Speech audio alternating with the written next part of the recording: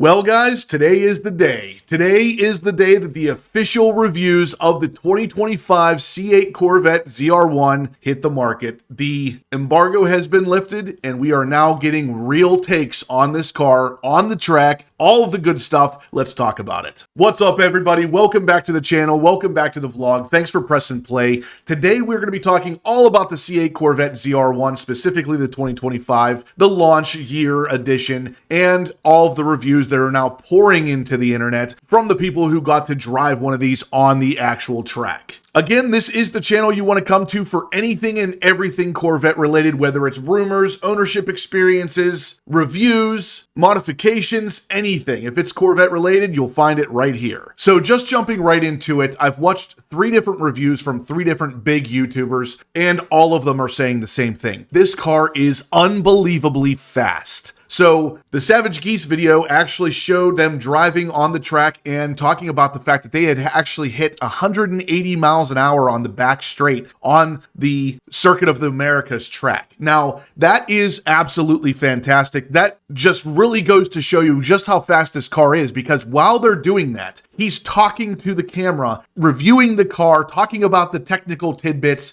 and still hitting almost 180 miles an hour on the back straight while the car isn't even coming close to struggling. This really isn't a giant surprise to me, and it really shouldn't be to you either. The car has 1,064 horsepower, and of course it was built for absolute ridiculous top speeds. The non-ZTK car hits 233 miles an hour as the top speed. I didn't really think it was going to struggle with top speed, but at the same time, seeing it in action is just a totally different thing. This car is absolutely phenomenal, and all of the reviewers are already talking about just how good it is, comparing it to some of the Porsche's top cars, the GT3 RS, and just talking about how the ZR1 destroys it on these tracks because of the extra downforce, the extra speed. It is just an absolute monster. There's a lot of talk about the ZTK package car versus the non-ZTK because these reviewers got to drive both to really experience what the difference really is between these cars. Now, in the actual technical tidbits, they talk about the fact that the ZTK car is almost identical spring rate wise to the C8 Z06 Z07 package car. Basically, the suspension is pretty much the same, but there are little differences. They did adjust the mag ride calibration, and they actually changed some of the magnetic ride shock itself. So some of the parts are not identical. They did update some of the hardware, so you wouldn't be able to just necessarily say that the suspension is identical to the Z07 package car. It is slightly different, but spring rate wise, it is roughly 10% stiffer than the non-ZTK car. They wanted to keep a non-ZTK version and make it more of a grand touring kind of car, something you could drive comfortably state to state. So very similar to the Z06 car, with the fact that they made a Z06 softer and then the Z06 stiffer for the track drivers, and also roughly the same amount. The Z07 package car was about 10% stiffer than the C8 Z06, and that is exactly what they're saying with the ZR1 ZTK over just the normal non-ZTK ZR1. In the Savage Geese video, they go on to spend some time with Brian Wallace, who helped design the car and set it all up. And he's talking a lot about how the C8 Corvette Z06 Z07 package car is very similar in the ride of the ZR1 in total. So if you drive the ZR1, you're going to be very much so at home if you have a C8 Corvette Z06 with the Z07 package. Now that is, of course, if you get the ZTK package on the Z06. He goes on to say that the reason for that is because the Z06 was already a very track capable car. So they didn't want to reinvent the wheel, so to speak.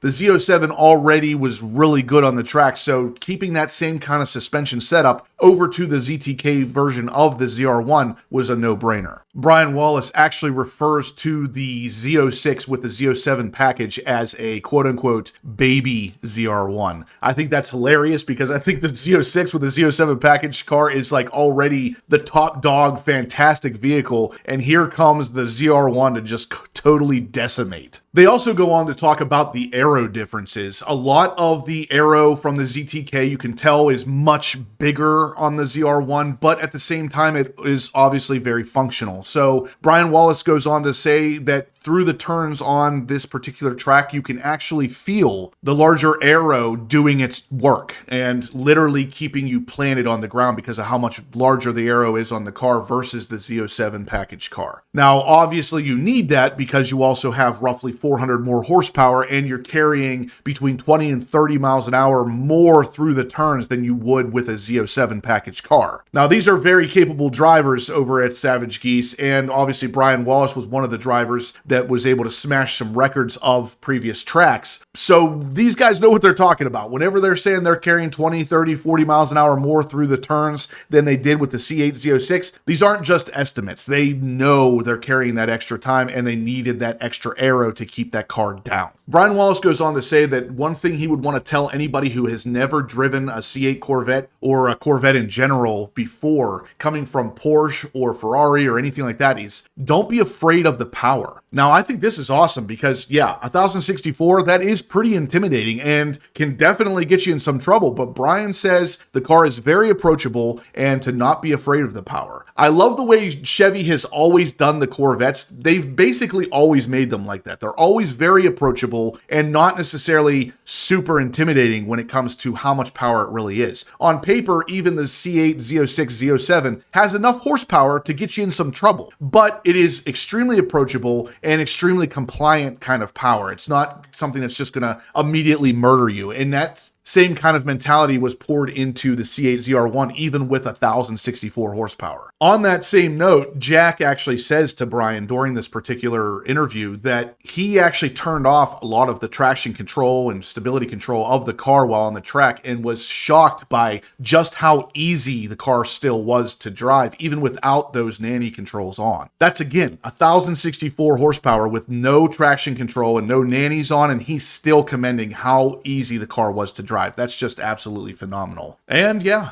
when they're wrapping the video up, they actually talk about the fact that Chevy did it. Chevy literally built a hypercar. Those are words directly from Jack himself. Now, these guys over at Savage Geese have driven some really fantastic cars, really exotic cars, really top of the line cars. So for him to call the ZR1 a hypercar, I think we finally did it, guys. I think we finally broke through and let people know just how great the freaking Corvette is. I mean, even the Z06, Z07 car, I mean, I've been calling these things supercars since at least the C7 Z06. At that point, I was convinced these are at least supercars. Now, the ZR1 takes a supercar and dials it up to 11, so what do you call that? Yeah, that's a hypercar. So they seem to agree, and I could not agree more. One of the biggest things I noticed about my C8, Z06, Z07 is whenever it was on the track especially, I was pushing that car pretty much as hard as I could and noticed that the temperatures of the car stayed very cool. The car is set up for cooling and they made sure that these things were not going to overheat. And Jack actually says the ZR1 is the same thing. They were driving in 103 degree ambient temperatures and never had the oil temperature go above 230 degrees, which